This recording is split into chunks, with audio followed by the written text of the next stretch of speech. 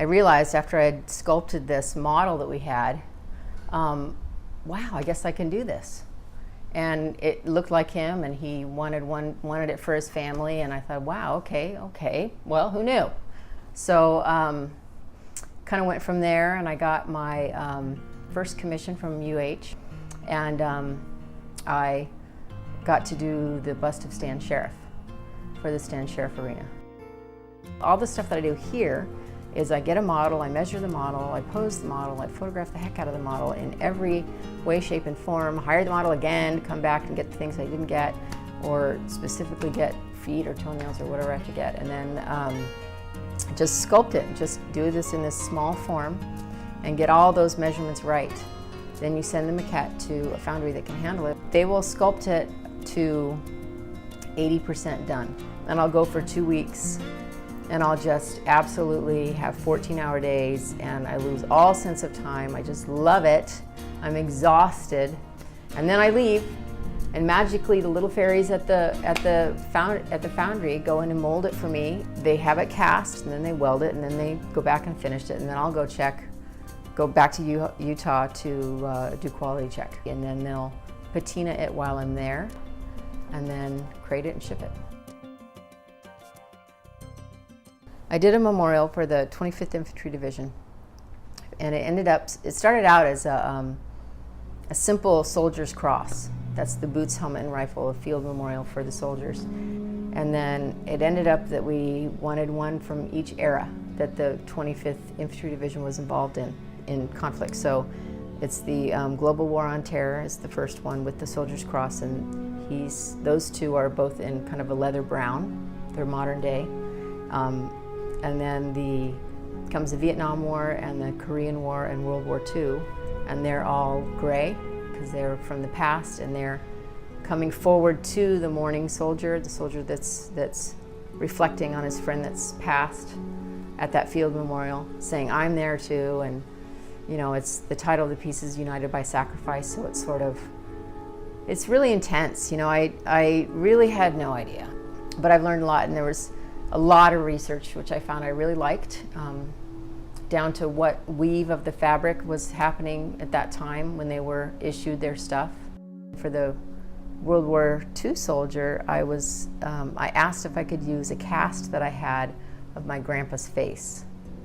My grandpa served in the Air Force, but he was a dentist.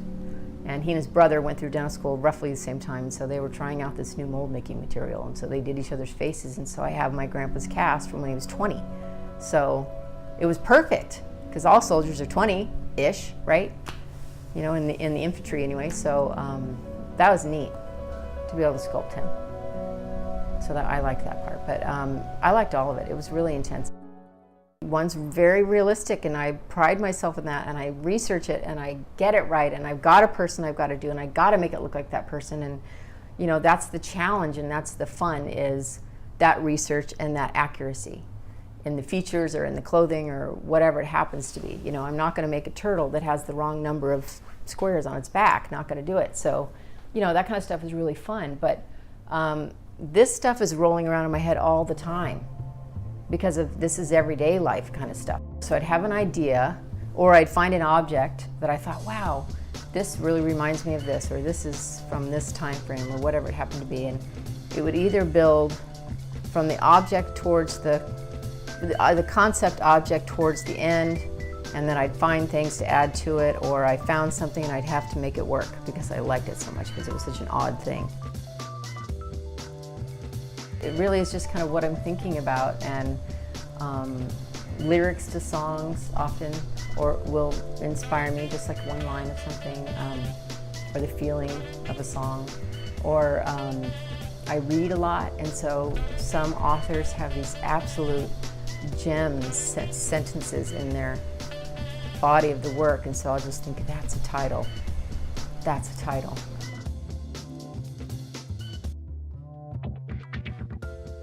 Thirst means a lot of things. You know, the first thing I thought was, oh, thirst for knowledge, because I'm always looking and researching.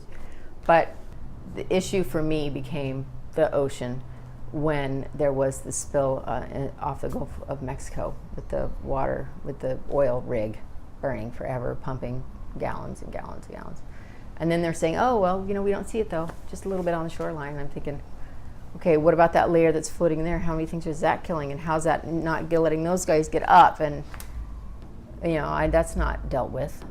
But we aren't hearing about it anymore. And I just think, how would that be? What would happen if that were Hawaii? It affected Florida quite a bit. Can you imagine that in Hawaii? That would devastate our economy completely. Our oceans that we see, it's so beautiful here. And all of our trash just kind of floats away, and all of our bad air just floats away. And so we are in this pristine, fabulous area, and we're sort of removed from, the fact that we're, killing our planet Earth, and that eventually we're going to have some major problem. Water everywhere, not a drop to spare. That idea, as well as all the pollution that we have, and we don't even think about it, what we're going to do about it, and how we can work with all that rubbish and that plastic. And it's very, it frustrates me immensely. So that's what thirst is going to be for me this time.